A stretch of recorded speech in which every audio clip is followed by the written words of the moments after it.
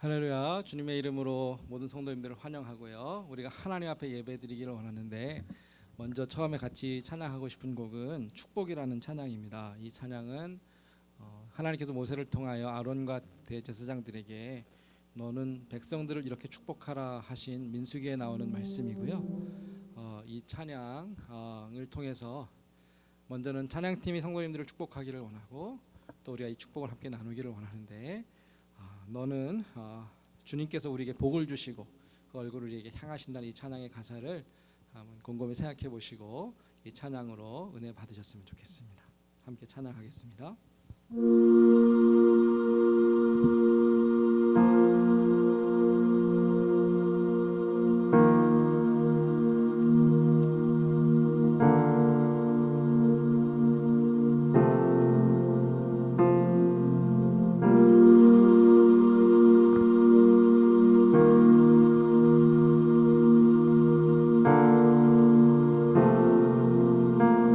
주에게 복 주사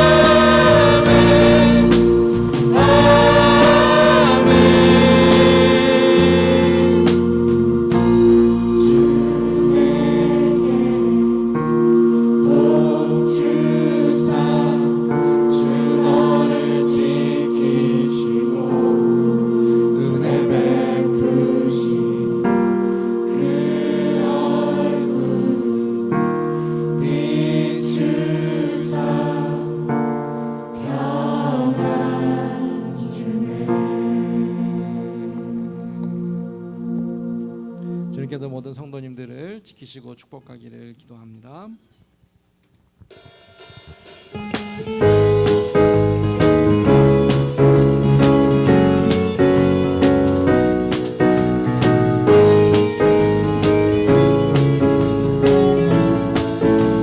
나의 갈 길, 나의 갈 길 나가도록 예수 인도하시니 내 주 안에 있는 근들 어찌 의심하리요. 믿음으로 사는 자는 하늘 위로 받겠네. 무슨 일을 만나든지 만사 영통하리라. 무슨 일을 만나든지 만사 영통하리라. 무슨 일을 만나든지 무슨 일을 만나든지 만사 영통하리라. 나의 갈 길, 나의 갈 길 나가도록 예수 인도하시니 어려움을 당할 때도 족한 은혜 주시네. 나를 심히 고단하고 영혼 메고 날아라. 나의 앞에 반석에서 새롭게 하시네. 나의 앞에 반석에서 새롭게 하시네. 나의 앞에 반석에서 나의 앞에 반석에서 새롭게 하시네. 함께 올려서 네가 함께 나가도록 예수 인도하시니 모든 사랑 어쨌든지 말로 할 수 없도다. 정금과 마마도 보고 하늘 날아갈 때에 영영불 나의 산소 예수 인도하셨네. 영영불 나의 산소 예수 인도하셨네. 영영불을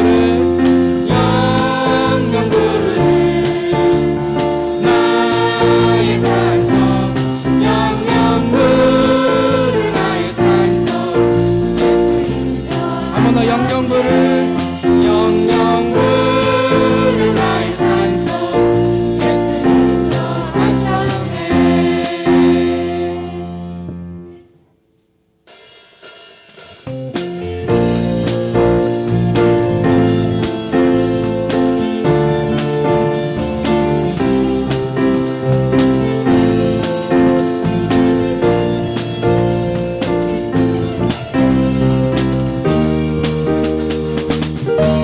슬픈 마음 있는 사람 예수 이름 믿으며 영원토록 변함없는 기쁜 마음 얻으리. 예수의 이름 세상의 소망이요. 예수의 이름 전국의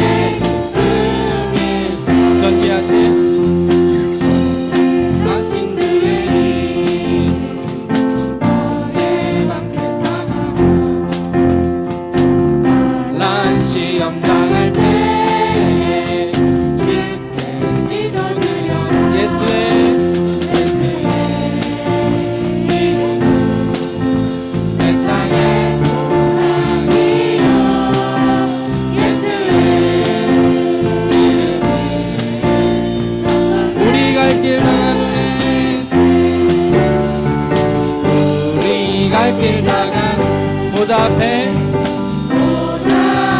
나가 왕의 경배하며 넓은 하늘들이 예수의 이름은 세상의 소망이요 예수의 이름 예수의 이름은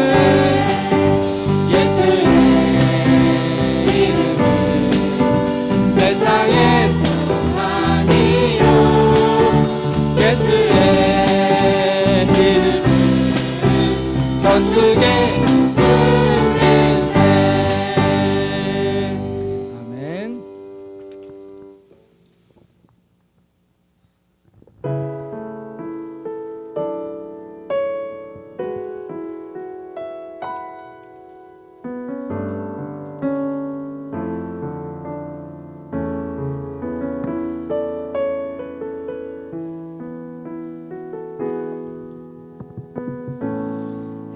의지했던 모든 것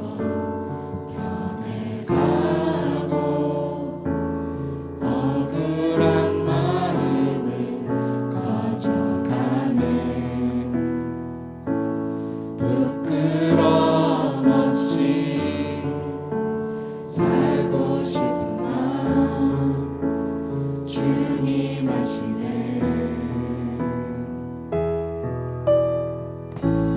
모든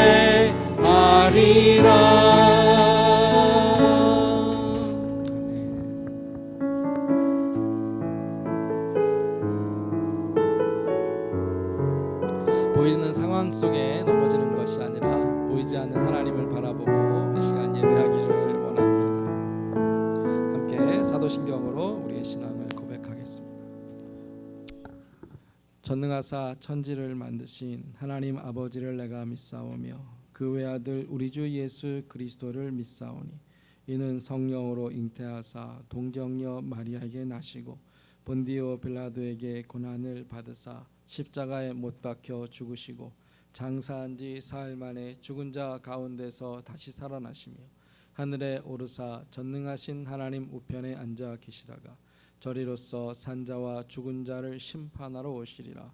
성령을 믿사오며 거룩한 공회와 성도가 서로 교통하는 것과 죄를 사하여 주시는 것과 몸이 다시 사는 것과 영원히 사는 것을 믿사옵나이다. 아멘. 함께 찬송하겠습니다.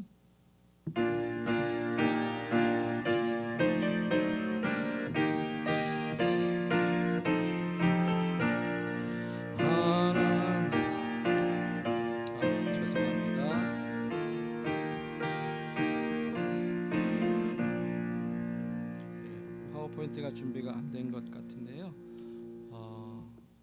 지금 14장인가요? 14장. 예.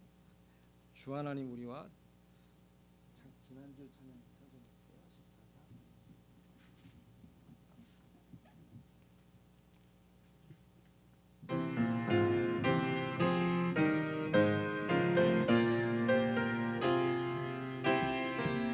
주 우리 하나님, 주 우리 하나님, 하늘에 계시니 온 천하 만민 주 앞에 찬송하네.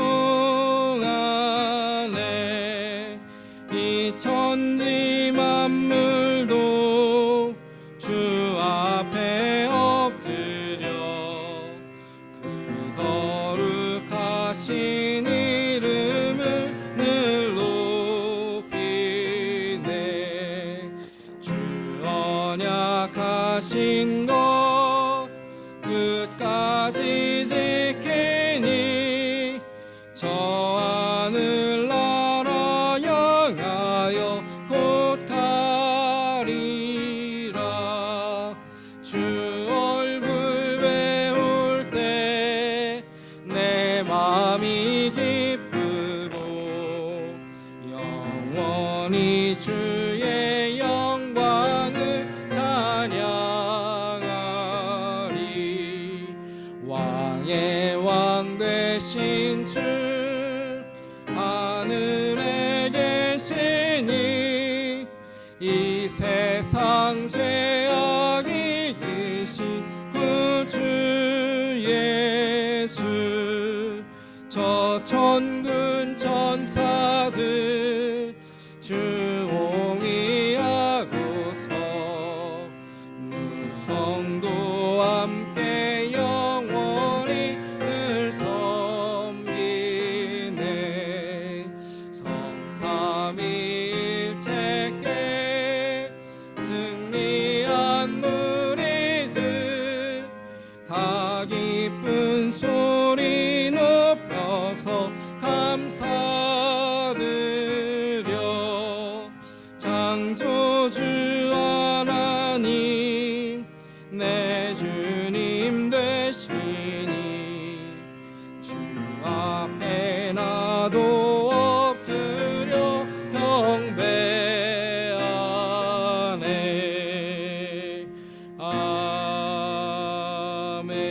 아멘. 전동호 장로님 기도해 주시겠습니다.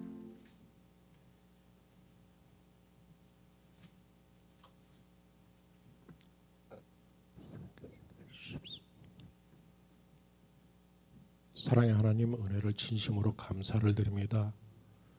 저희들이 살아갈 때 주의 영이 날마다 같이 함으로 말미암아 저희들이 힘들고 어렵고 좁은 길을 걸어갈 때에도 기뻐할 수 있도록 은혜 허락하여 주신 은혜 진심으로 감사를 드립니다. 오늘도 은밀히 계시는 주님께서 저희들을 불러 모아 주셨으니 아버지 하나님, 이곳이 깊은 바다라 여기고 저희들 어깨에 놓인 것 무거운 것 내려놓게 도와주시고 주님의 영광 나타나는 시간 되게 도와주시고 성령님이 같이 하는 귀하고 복된 시간 되게 인도하여 주시기를 원합니다. 아버지 하나님, 저희들 세상에 살아갈 때 저희들 의지하고 세상 것 의지했던 것 아버지 하나님이 용서하여 주시기를 원합니다. 길고도 먼 험한 오랜 기간 동안 코로나로 인하여 저희들의 가정과 저희들의 마음까지 황폐해졌던 것 아버지 하나님 용서하여 주시기를 원합니다. 여호와를 경외하며 그 말씀에 순종한 자가 복이 있다고 하신 고마우신 하나님, 저희들이 힘들고 어려운 가운데서도 늘 항상 여호와를 경외하며 주의 말씀에 순종하며 살아가는 귀한 성도들이 다 될 수 있도록 은혜 허락하여 주시기를 원합니다. 아버지 하나님, 우리 사랑하는 은혜교회 지금 이 시간까지 지켜주시고 함께해 주셨으니 진실로 감사를 드립니다.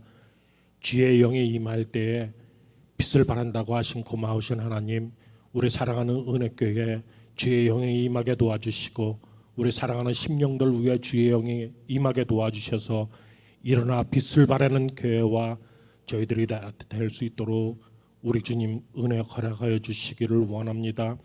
아버지 하나님, 저희들 그동안 저희들 의지대로 했던 것 아버지 하나님 용서해 주시고 정말 주의 말씀에 순종하며 세상의 빛과 소금의 역할을 다하는 저희들의 삶이 될 수 있도록 은혜 허락하여 주시기를 원합니다. 내가 부를 때 내가 여기 있다는 하신 고마우신 하나님, 저희들 날마다 주님을 부르며 살아가는 저희들 되게 도와주시고 주님과 동행된 삶을 살 수 있는 귀하고 복된 생활을 할 수 있도록 도와주시기를 원합니다. 아버지 하나님, 우리 사랑하는 은혜께 지금 이 시간에 아버지 하나님 빈자리가 너무 많습니다. 아버지 하나님 함께해 주시기를 원합니다. 아버지 하나님, 우리 주님께서 늘 함께해 주시사 우리 사랑하는 은혜께 지켜주시고 사랑하는 주의 조용에게도 같이 하여 주시사 아버지 하나님 주의 권능이 능력이 될 수 있도록 우리 주님 인도하여 주시기를 원합니다. 말씀을 들고 다니시는 주의 종에게도 함께해 주시고 아버지 하나님 지치지 않도록 도와주시고 아버지 하나님 영육간에 주님께서 강건히 붙잡아 주시사 늘 항상 우리 양떼들을 이끌고 나가는데 어려움는 주의 목자가 될 수 있도록 도와주시기를 원합니다. 준비한 말씀 위에도 우리 주님께서 능력 허락하여 주시사 저희들에게 꼭 필요한 말씀이 될 수 있도록 도와주시고 저희들이 세상에 살아갈 때 아버지 하나님 그 말씀을 붙잡고 살아갈 수 있는 복된 말씀으로 인도하여 주시옵소서. 아버지 하나님, 우리 사랑하는 은혜교회에 노약자들이 있습니다. 아버지 하나님 함께해 주시고 아픈 자 있습니까? 아버지 하나님 함께해 주시고 치료하여 주시고 우리 사랑하는 자녀들 위에도 늘 항상 같이 해 주시사 그 자리가 복된 자리가 될 수 있도록 늘 함께 인도하여 주시옵소서. 이 모든 말씀을 예수님의 이름으로 감사하며 기도드렸습니다. 아멘.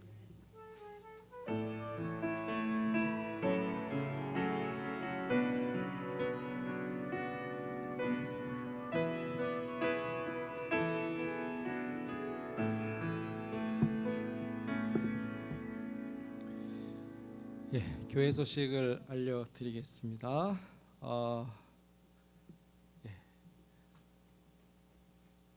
다행히 코로나로 참 거의 2년 이제 다 돼가죠. 12월이면 2년인데 그 안에도 저희 성도님들 하나님께서 건강하게 지켜주셨고 예배를 쉬지 않을 수 있어서 너무나 감사합니다.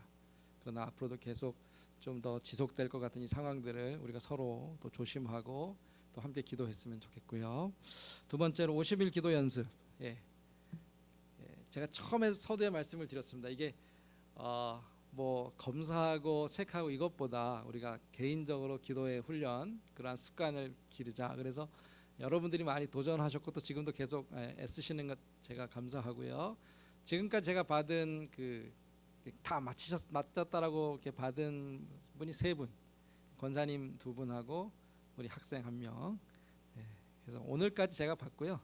더 부담 안 드릴 테니까 계속 이후로도 계속 기도 생활 열심히 하셨으면 좋겠습니다. 그리고 이제 세 번째 새벽 기도회를 다시 이제 열 건데 이번 주부터 그래서 오전 6시 30분 매주 토요일마다 이 자리에서 새벽 예배 드리고 또 유튜브로 같이 예배 드릴 수 있는데요. 새벽 기도회도 엄연히 저희 교회 공적 모임 예배 시간입니다. 그래서 모든 성도님들 도전했으면 좋겠어요. 내가 매주 나오겠다, 아니면 격주일라도 나오겠다, 아니면 한 달에 한 번이라도 나오겠다, 시간을 내서 나오겠다 이렇게 좀 다짐하시고 기도하시면 좋겠고, 집이 너무 멀거나 상황이 안 되시는 분들은 새벽에 같은 시간에 말씀 또 듣고 각 가정에서 기도하셨으면 좋겠어요. 그리고 한 가지 더, 지금까지는 이제 장로님께서 이제 계속 청소하시고 애쓰셨는데 새벽 기도에 오시는 분 한 가지만 더 부탁을 드리겠습니다. 그래서 우리 교회니까 같이 오셔서 교회 계속 이렇게 가꾸고 또 예배 주일 준비하면 더 좋을 것 같아서 토요일 날 새벽 예배 마치고 교회 청소하는 시간 갖겠고요. 마찬가지로 수요일 날 요한계시록 그 우리가 하반 전반기 했던 거 이번 주부터 또 유튜브를 통해 공부하실 수 있습니다. 그리고 이제 한 가지 더는요. 이것은 이제 교연에서 좀 부탁해서 광고 드리는데 1년에 한 번씩 아마 연합으로 말씀 사경회를 했다고 합니다. 그래서 이번에도 준비가 되어서 이번에는 장소는 새생명 장로교회고요. 그리고 교연에서 협력해서 말씀 사경회가 있는데 김양재 목사님이라고 큐티에 대해서 많이 강의하고 강사로 활동하시는 분이라고 들었습니다. 그래서 남의 교회 행사인데 뭐 가냐 그런 생각보다는 이제 말씀에 대해서 좀 배우고 싶고 특별히 개인적으로 말씀 읽는 훈련이 필요하신 분들은 수요일부터 그 토요일까지 7시 30분에 있으니까 참석하시면 되겠고요. 저도 수요일 날 가보려고 합니다. 그래서 혼자 가기 좀 머쓱하시면 저한테 연락하시면 수요일 날 저랑 같이 가셔도 좋고 그렇게 참고하셨으면 좋겠습니다. 광고 이상으로 드렸고요. 다 같이 자리에서 일어나셔서 주시는 말씀 같이 읽겠습니다. 고린도후서 7장 10절부터 12절 말씀인데요. 같이 읽도록 하겠습니다. 말씀이 나오나요? 함께 읽습니다. 시작. 하나님의 뜻대로 하는 근심은 후회할 것이 없는 구원에 이르게 하는 회개를 이루는 것이요 세상 근심은 사망을 이루는 것이니라. 보라, 하나님의 뜻대로 하게 된 이 근심이 너희로 얼마나 간절하게 하며 얼마나 변증하게 하며 얼마나 분하게 하며 얼마나 두렵게 하며 얼마나 사모하게 하며 얼마나 열심 있게 하며 얼마나 벌하게 하였는가. 너희가 그 일에 대하여 일체 너희 자신의 깨끗함을 나타내었느니라. 그런즉 내가 너희에게 쓴 것은 그 불의를 행한 자를 위한 것도 아니요 그 불의를 당한 자를 위한 것도 아니요 오직 우리를 위한 너희의 간절함이 하나님 앞에서 너희에게 나타나게 하려 함이로라. 아멘. 자리에 앉겠습니다. 오늘 말씀을 통해 근심, 회개 그리고 회복 이 말씀을 준비했는데 그래서 근심할 수 있습니다. 그런데 그 근심이 회개로 이어지고 그래서 회복으로 나아갈 때 그것이 유익한 것이죠. 직언이라는 말을 아십니까? 직언. 자신이 옳다고 믿는 것을 상대방에게 숨김없이 말하는 것이죠. 사전을 찾아보니까 옳고 그른 것에 대해 자신이 생각하는 것을 기탄 없이 말하는 것이 직언입니다. 분명히 맞는 말인데 하는 사람도 어렵고 듣는 사람도 어려운 것이 직언이죠. 아무리 맞는 말이라 그래도 나쁜 의도로 말할 수도 있고요. 좋은 의도로 말했지만 사실이 아닐 수도 있습니다. 그럼 상처가 되죠. 어떻게 그렇게 말할 수 있는가? 어떻게 나에게 그렇게 대할 수 있는가? 그 말을 듣는 사람이 절대로 그 마음이 편하지 않을 것입니다. 아무리 맞는 말도 듣는 사람에게는 상처가 되는데 하나님의 말씀도 하나님의 말씀은 진리라고 우리가 믿지만 이 말씀으로 우리가 상대방에 권면하고 또 설교자가 설교하는 그 말도 우리 마음의 양심에 찔림이 되기도 하고 말씀을 듣고 괴롭기도 하고 고통스러울 때가 있습니다. 우리의 죄를 하나님께서 드러내시고 우리의 허물이나 부족함이나 우리의 부끄러운 모습을 말씀으로 이렇게 우리에게 보여주실 때 참 괴롭습니다. 그러나 그 순간에 하나님의 말씀, 우리를 책망하시고 우리를 꾸짖으시는 하나님의 말씀, 그 말씀으로 우리가 근심할지라도 왜 하나님께서 나에게 이러한 말씀을 주시는가를 기억할 필요가 있습니다. 바울이 그가 보낸 편지로 성도들을 근심하게 했는데 이 바울의 편지는 하나님의 말씀이었기 때문에 사실 하나님의 말씀이 성도들을 근심하게 한 것이죠. 우리를 다듬으시고 우리를 변화시키시려는, 우리를 바꾸시려는 하나님의 뜻이 있습니다. 우리 중 어느 누구도 온전하다, 우리는 다 잘하고 있다 자신할 수 없습니다. 그래서 말씀으로 우리를 가르치시고 잘못된 행동을 고치시는 하나님, 그것 또한 하나님의 사랑인 것을 믿으시기 바랍니다. 그래서 거꾸로 이야기하면요, 내가 내 마음대로 죄 지으면서 사는데 하나님께서 그냥 두신다? 그것이 오히려 슬픈 일이죠. 분명히 잘못 가고 있는데 나에게 대해서 아무도 와서 말해주지 않는다? 그 인생이 참으로 슬픈 인생인 것입니다. 우리가 말씀을 통해 알지 않습니까? 징계가 없으면 사생자요 참 아들이 아니라. 주님께서도 내가 사랑하는 자를 책망하고 징계한다, 그렇게 말씀하셨어요. 특별히 하나님께서 하나님의 진리의 말씀을 통해 설교를 듣거나 또 개인적으로 성경을 읽거나 말씀에 대한 부담이 있고 마음에 찔림이 있고 그 말씀 때문에 참 괴롭고 힘들다면, 주님께서 나에게 지금 무언가를 가르쳐 주시는구나, 내 인생을 지금 바른 길로 인도하시는구나, 오히려 감사하시기 바랍니다. 모든 근심과 모든 고민이 다 좋은 결과를 내는 것은 아니지만, 오늘 성경의 말씀대로 하나님의 뜻대로 하는 근심은 우리를 구원에 이르게 한다 했습니다.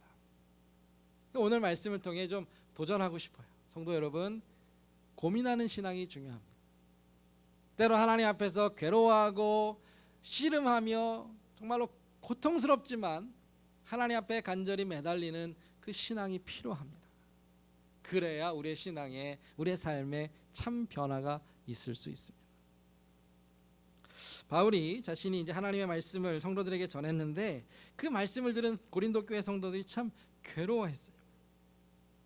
그 괴로움과 그 갈등이 고린도후서에 곳곳에 나와 있는데, 저는 이 말씀을 읽으면서 우리를 책망하시고 우리를 징계하시는 하나님의 마음도 어쩌면 참으로 고통스럽지 않으실까. 사랑하는 자녀들의 죄악된 모습을 보시고 그 죄를 결국은 바꾸셔야 하는 그 아버지 하나님의 마음이 참으로 괴롭지 않으실까. 인간들의 죄악을 바라보시면서 그 죄를 어떻게 고치셔야 하는 그 주님의 마음이 참으로 고통스럽지 않으실까, 그런 생각을 해보았습니다. 8절을 보면 바울이 편지로 너희를 근심하게 한 것을 후회했다 그랬어요.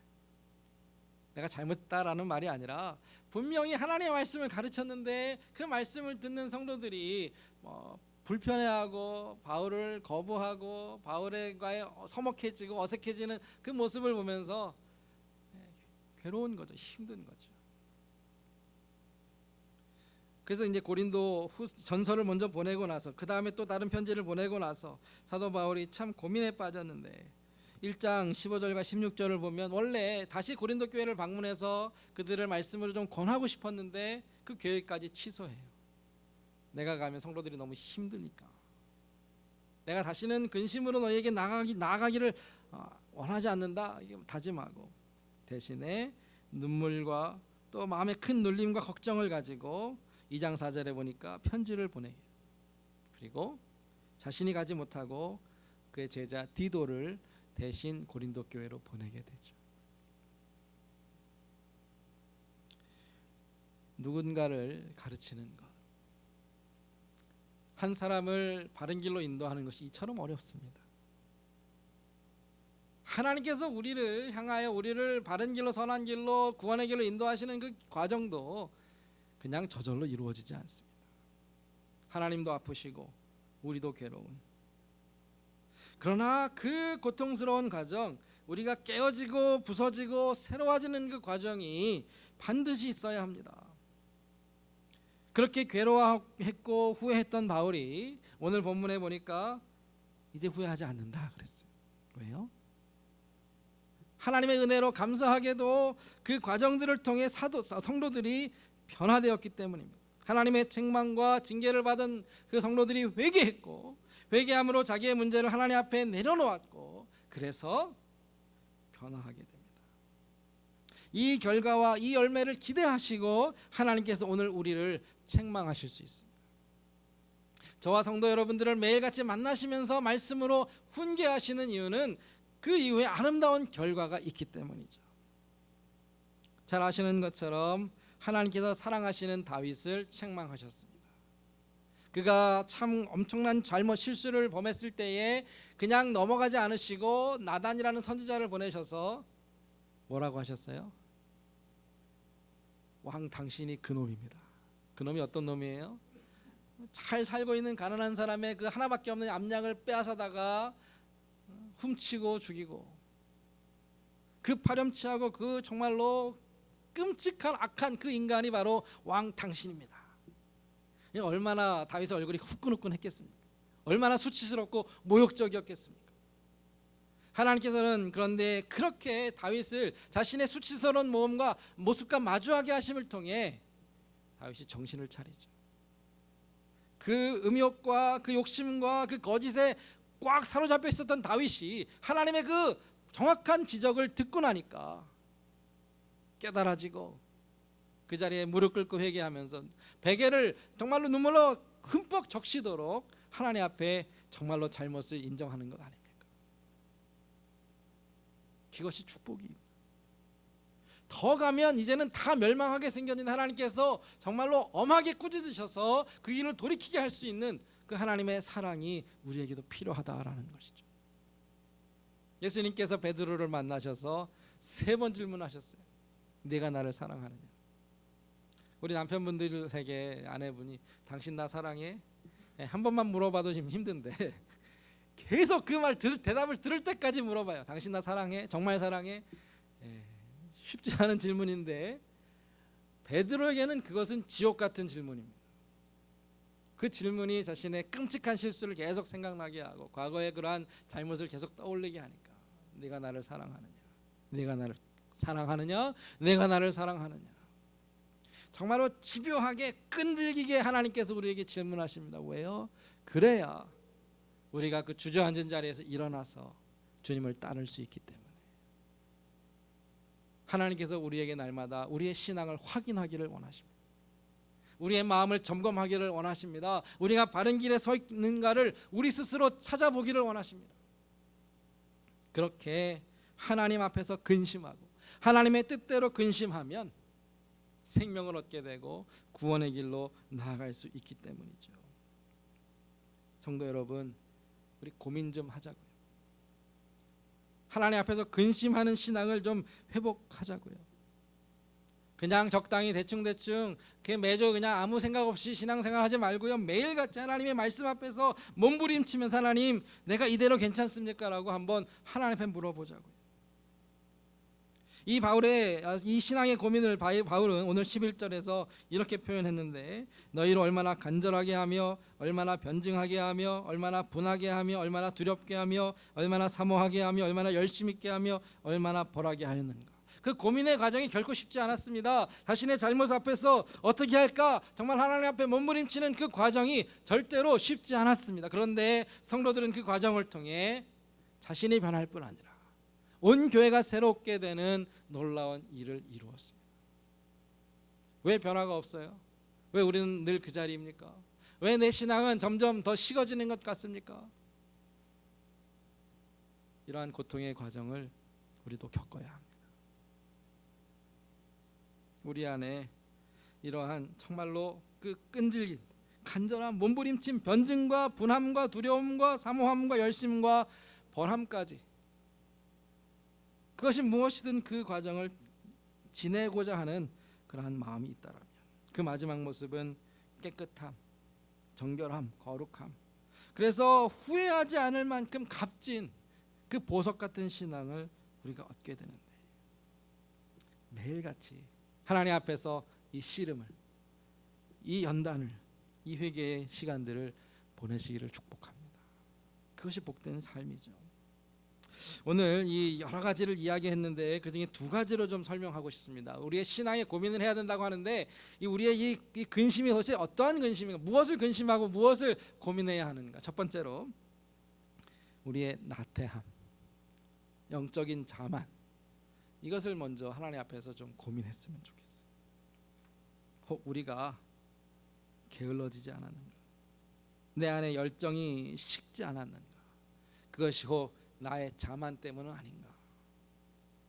오늘 사도 바울이 11절에서 이야기한 것 중에 열정, 간절함 이런 것을 말하고 있어요. 이것은 다른 말로 표현하면 최선을 다한다라는 그 말을 수 있습니다.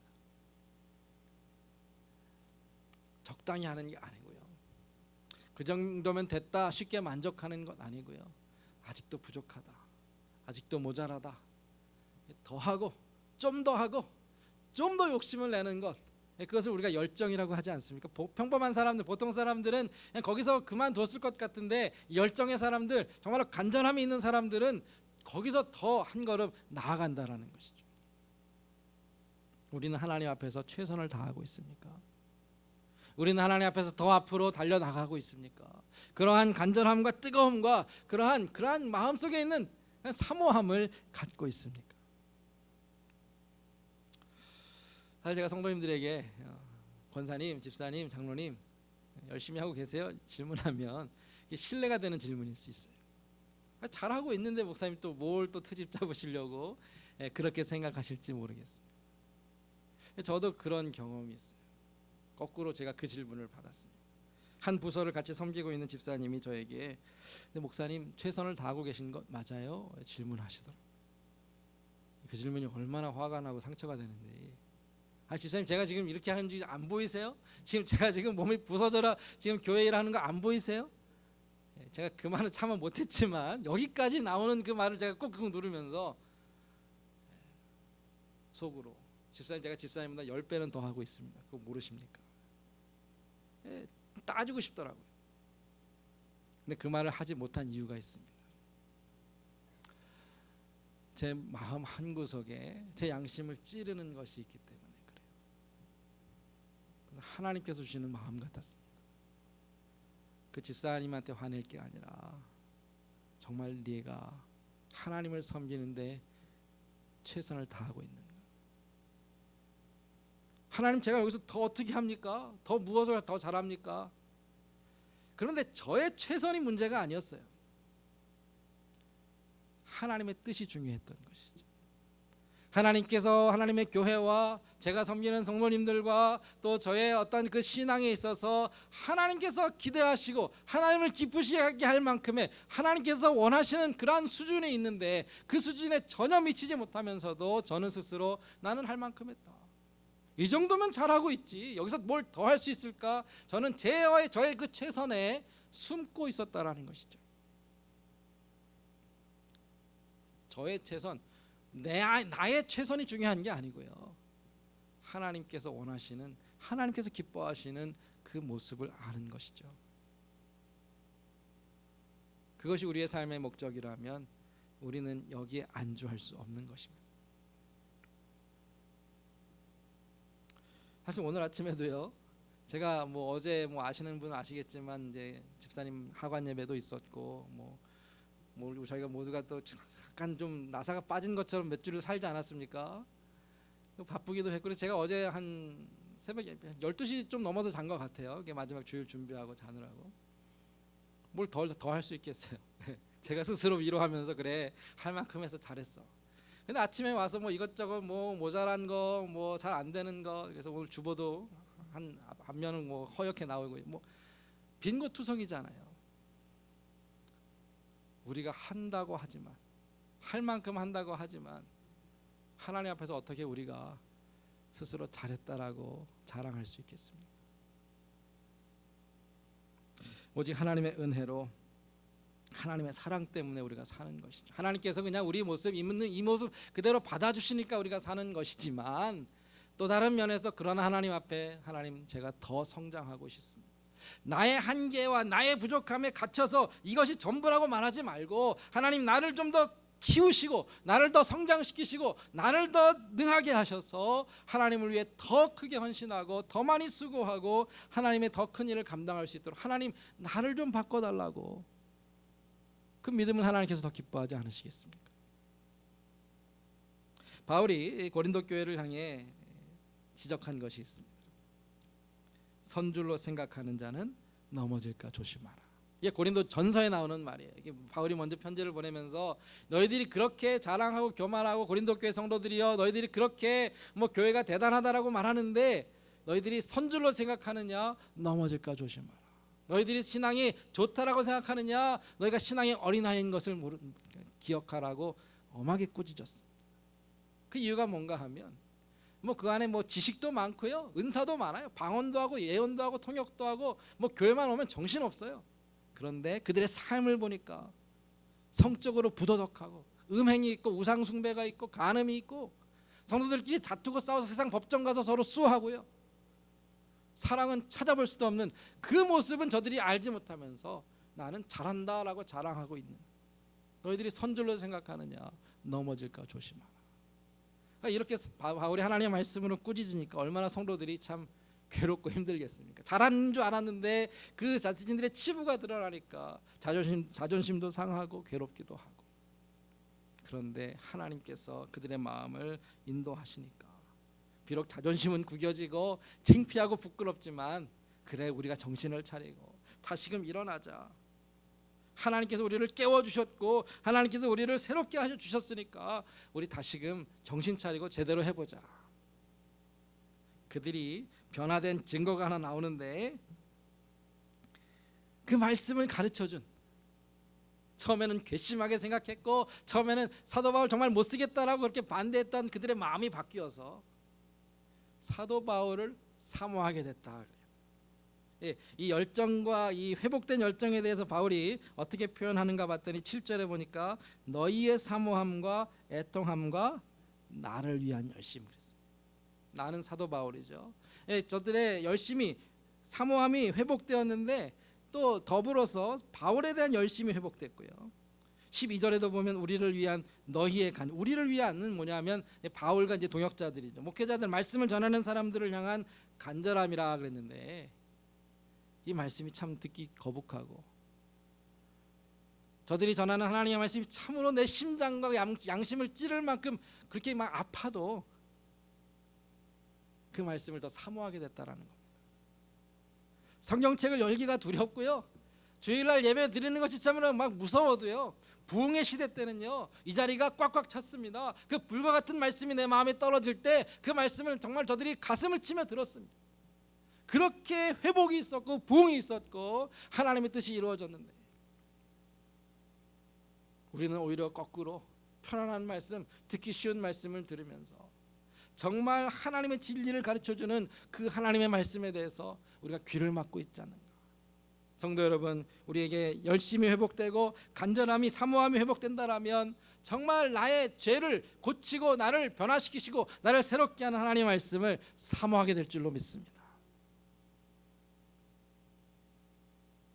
성도님들께서 저를 채찍질 하셔야 돼요. 목사님 너무 쉽게 말씀하지 마시고 우리에게 참 하나님의 말씀, 진리의 말씀을 전해달라고 그렇게 저를 채찍질 하셔야 돼요. 저도 성도님들을 위해 최선을 다해 섬기겠습니다. 이 어둠의 때에 우리가 빛으로 나아갈 수 있는 그것은 하나님의 말씀밖에 없다라는 것을 우리 다시 한번 기억했으면 좋겠습니다. 두 번째로 사도 바울이 우리가 고민해야 될 숙제를 던져주는 그것은 우리의 죄의 문제입니다.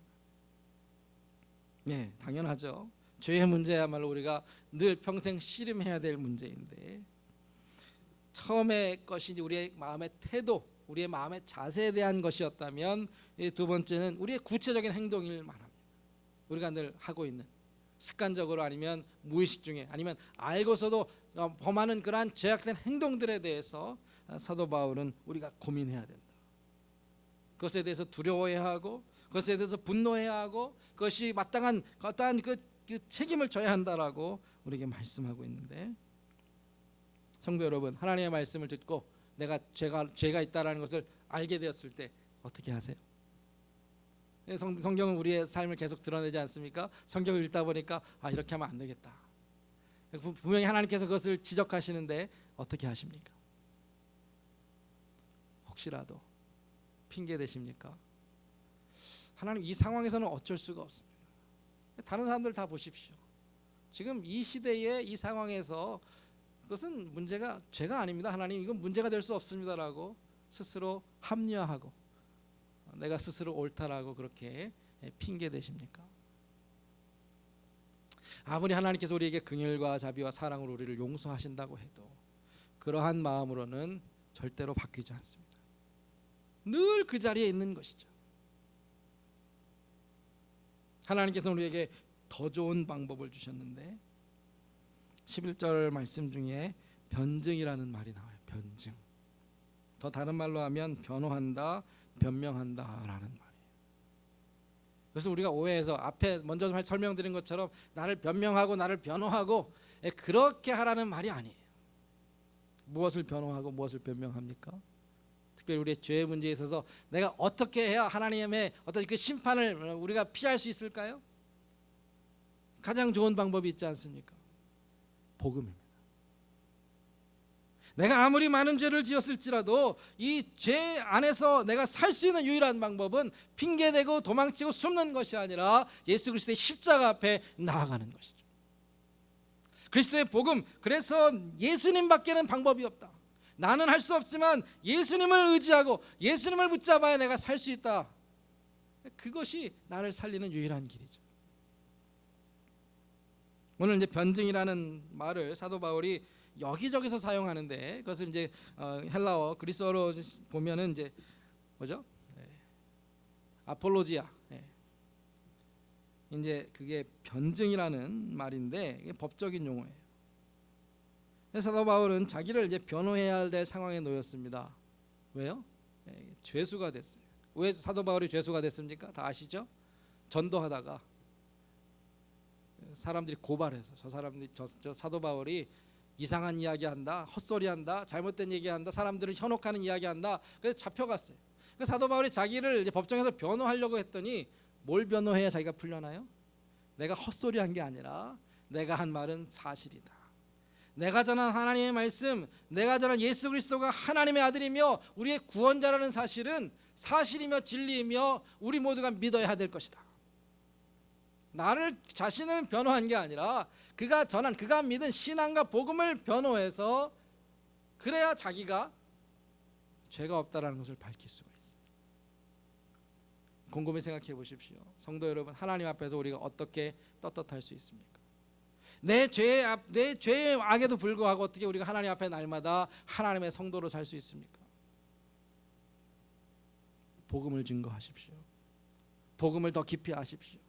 예수 그리스도의 십자가 과연 어떠한 능력이 있는지 날마다 깨달으십시오. 예수님께서 그 죄를 면하시고 그 죄로부터 우리를 자유케 하시기 위하여 어떠한 희생을 치르셨는지를 곰곰이 묵상하십시오. 신앙이 깊어진다라는 것은 결국 주님과 더 가까워지는 것이고 주님을 더 깊이 의지하는 것이고 주님의 마음을 배우는 것이고 주님과 연합하는 것이고 주님 안에서 사는 것인데, 그래야 주님이 미워하시는 죄악을 우리도 미워할 수 있고 주님께서 정말로 십자가에서 다 멸하신 그 죄악을 우리도 이길 수 있습니다.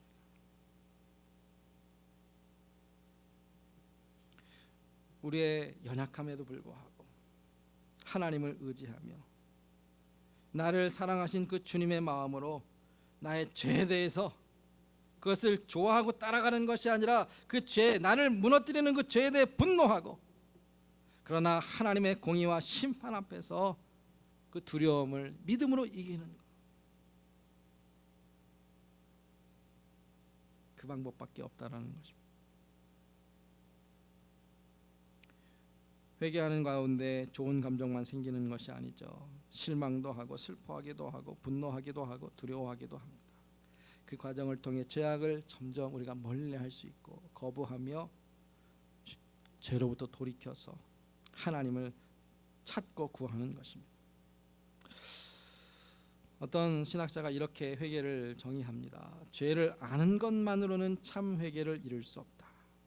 죄의 유혹에 맞서 도전하려 할 때 실패할 것이다. 죄에 대해 슬퍼하는 것만으로도 참 회개를 이룰 수 없다. 죄를 짓고 난 후에 후회하고 절망할 뿐이다. 구체적으로 죄를 분별하고 죄에 민감하게 반응하며 조심하여 멀리할 때 죄를 버릴 수 있다. 마음속으로 생각으로만 회개하지 말고 하나님 앞에서 정말로 고민하고 근심하면서 어떻게 하면 내가 거룩하게 살 수 있는가를 하나님 앞에 찾으라는 겁니다. 오늘 말씀을 정리하면서 우리가 너무나 잘 아는 시 한 편을 다시 한번 소개하려고 합니다. 서시라는 시 아시죠? 윤동주 시인의 서시. 죽는 날까지 하늘을 우러러 한 점 부끄러움 없기를 잎새 이는 바람에도 나는 괴로워했다. 그렇게 나오는 그 시. 윤동주 시인이 일제에 저항한 저항 시인으로도 독립운동했던 시인으로도 우리가 이해하지만 그는 참 독실한 신앙인이었죠. 그가 우러러본 하늘은 하나님이었습니다. 하나님 앞에서 죽는 날까지 한 점 부끄러움 없이 사는 것이 그의 기도였다라는 겁니다. 그 마음이 얼마나 간절하고 진지했던지 바람에 나뭇잎이 흔들리는 것을 보고도 괴로워할 정도로 정말로 작은 것, 작은 어둠과 제약까지도 그 마음에 있는 것을 그가 깨닫고 느끼고 하나님 앞에 기도했던 그 사람. 그의 삶은 27살이라는 젊은 나이에 일제 그 감옥에서 쓸쓸하게 삶을 마쳐야 하는 그러한 정말로 슬픈 인생이었지만 그 이후에 신앙의 길을 걸어간 우리에게까지도 참 아름다운 모범을 보여줬던 복된 삶이었죠. 우리에게 이와 같은 고민, 하나님 앞에 때로는 근심하고 괴로워하면서 그러나 하나님의 뜻을 구하고 믿음으로 살고자 하는 열정이 필요합니다. 더 이상 나는 할 만큼 했다라고 스스로 안주하고 자만하는 신앙이 아니라 하나님, 나는 여전히 하나님 앞에 부족합니다. 하나님, 나를 날마다 바꾸어 달라는 그러한 사모함과 그러한 기도가 우리에게 필요하고요. 모든 사람들이 다 괜찮다고 말할지라도 하나님이 옳지 않다라고 말씀하시는 일에 대해서 내가 하나님이 원치 않으시면 내가 버리고 끊고 돌아서겠습니다. 하나님 앞에 정말 한 점 부끄럼 없이 살기를 원합니다라는 그 신앙이 우리에게 있어야 할 줄로 믿습니다. 그 길이 좁은 길, 힘든 길, 고독하고 홀로 걸어가는 길일지라도 주님이 원하시기 때문에 그렇게 우리의 삶에 날마다 회개와 회복이 날마다 나타나기를 주의 이름으로 축복합니다. 시간 하나님 앞에 기도하기를 원하는데요. 다른 사람 볼 것 없잖아요. 우리 각자의 삶이 내가 하나님 앞에 어떠한 모습인가를 생각하면서 하나님, 지금도 하나님의 은혜로 이렇게까지 많이 달라졌고 또 새로워졌고 또 성장했지만 그러나 하나님, 주님 앞에 서는 그날까지 정말 거룩하고 진실하고 새로워지기를 원합니다. 하나님 앞에 결단하며 기도하겠습니다. 주님, 참으로 부끄럽고 부족하고 하나님 아버지 앞에 참 괴롭습니다. 하나님 앞에 더 많이 수고하고 헌신하고 결단 주를 섬겨야 합니다. 아버지 하나님, 종의 부족함을 용서하여 핑계대거나 하나님 도망치지 않고 주님을 더 의지하고 주님의 도우심을 구하며 주님의 뜻을 찾고 바라보는 믿음이 있게 하여 주시옵소서. 하나님 아버지, 주님만이 아십니다. 주님만이 모든 것을 아시고 주님께만 회답이 있음을 압니다. 하나님, 우리의 마음에 참 하나님을 바라보며 하나님을 구할 때에 은혜와 긍휼과 자비하심으로 우리를 날마다 만나주시고 우리를 고치시며 새롭게 하시며 우리를 더 높은 곳에 하나님 세워주시옵소서. 성도 한 사람 한 사람의 삶이 또 이 교회가 하나님 앞에서 영광이 되기를 원합니다. 그렇게 근심하며 때로는 고민하며 그러나 날마다 새로워지는 우리의 삶이 되게 하여 주시옵소서. 예수님의 이름으로 기도하였습니다. 아멘. 우리 함께 찬송하면서 헌금하겠습니다. 찬송가 370장입니다.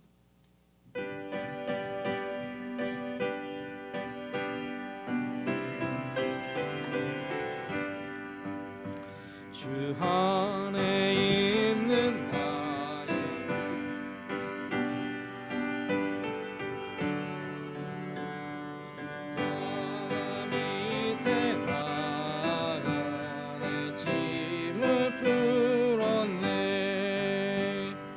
주님을 찬송하면서 할렐루야 할렐루야 내 앞길 멀고 험해도 나 주님만 따라가리 그 두려움이 변하여 내 기도 되었고 전날의 안숨 변하여 내 노래 되었네 주님을 찬송하면서 할렐루야 할렐루야 내 앞길 멀고 험해도 나 주님만 따라가리 4절 하겠습니다 내 주와 맺은 언약을 영불변하시니 그 날아가기까지는 늘 보호하시네 주님을 찬송하면서 할렐루야 할렐루야 내 앞길 멀고 험해도 나 주님만 따라가리 하나님 아버지 고단하고 어려운 이 삶 속에 또 세상 곳곳에 또 이 나라 곳곳에 많은 재앙과 또 아픔과 또 고통이 있는 가운데서도 저희들을 지켜주시고 인도하셔서 저희들이 입고 먹고 쓸 것을 채우시며 또 우리의 영혼에 날마다 새로운 힘을 주시는 하나님 앞에 감사하고 또 헌신하여 이 예물을 드릴 때에 하나님께 연락되는 예물이 되게 해주시고 우리의 삶이 하나님 앞에 다시 한번 붙잡힌 바 되어서 주신 삶을 더 복되게 영광되게 또 승리하는 저희 모두가 되게 하여 주시옵소서. 저희들의 건강을 늘 지켜주시고 우리의 호흡과 우리의 생명을 지키시는 하나님 모든 두려움과 근심이 사라지고 우리의 삶에는 늘 담대한 믿음으로 우리에게 맡겨진 일을 충성하게 하여 주시옵소서. 성도들이 하는 일들마다 하나님의 영광이 나타나게 하시고 풍성한 열매가 있게 하시고 우리들의 자녀와 자녀들과 우리의 모든 가족들의 삶에 날마다 신령한 복과 이 땅의 복이 넘쳐나게 하여 주시옵소서. 하나님 이제 한 주간의 삶을 또 주님께 맡기오니 앞서 가시고 그 길을 예비하시고 우리의 삶을 인도하여 주시옵소서. 예수님의 이름으로 기도했습니다. 아멘.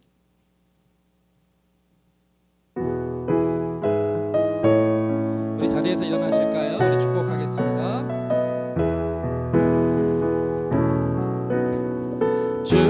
축복합니다 주님의 이름으로 축복합니다 주님의 사랑으로 이곳에 모인 주의 거룩한 자녀에게 주님의 기쁨과 주님의 사랑이 충만하게 넘치기를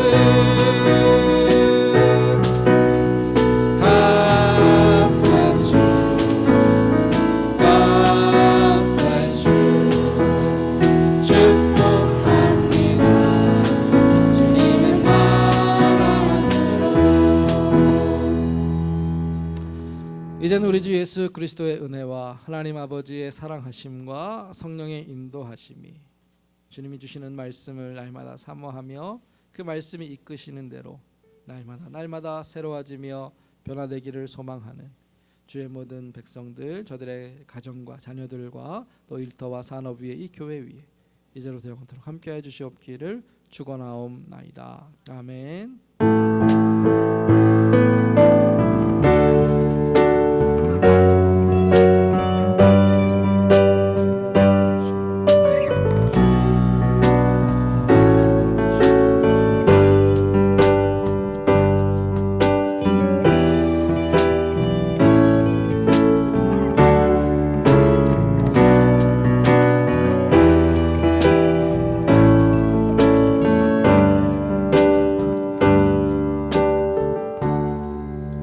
예, 자리에 앉으시고요. 오늘 9월 첫 주여서 9월 생일 축하할 텐데 9월 생일자 앞으로 좀 나오시기 바랍니다. 강장로님, 예, 권사님도. 예.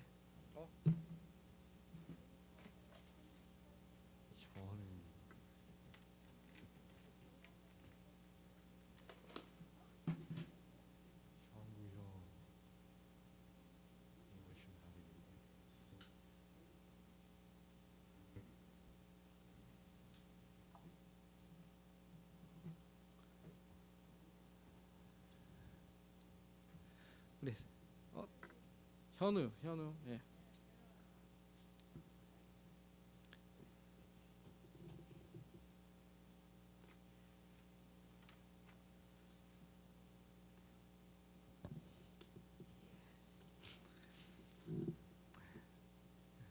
복된 날 축하할 일이니까 우리 노래하겠습니다.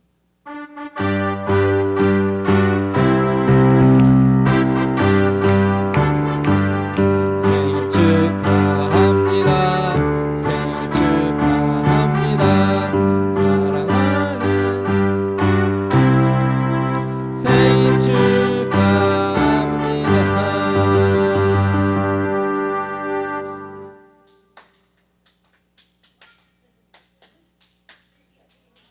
네, 기도하겠습니다. 하나님 아버지 감사합니다. 우리에게 또 귀한 형제 자매들을 또 생일 축하하며 저들이 지난날 하나님께서 복 주신 것처럼 이 이후에 또 새로운 삶도 하나님께서 신실하게 인도하시고 돌보실 것을 믿습니다.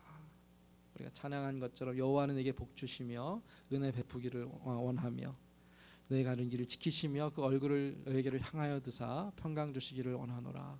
그들의 삶에 늘 하나님의 복이 저들의 삶을 늘 지키시고 들어가도 복을 받고 나가도 복을 받고 손대하는 모든 일들마다 하나님의 손길이 함께하는 복된 삶이 되게 하여 주시옵소서. 또 저희가 함께 친교를 나눌 때 주님 같이 하시고 그 모든 교제와 대화를 통하여 그리스도의 사랑을 나누게 하여 주시고 준비하고 베푸는 대접하는 손길들 하나님 기억하셔서 하나님께서 갚아주시는 은혜가 있게 하여 주시옵소서. 예수님의 이름으로 기도합니다. 아멘. 함께 교제하겠습니다.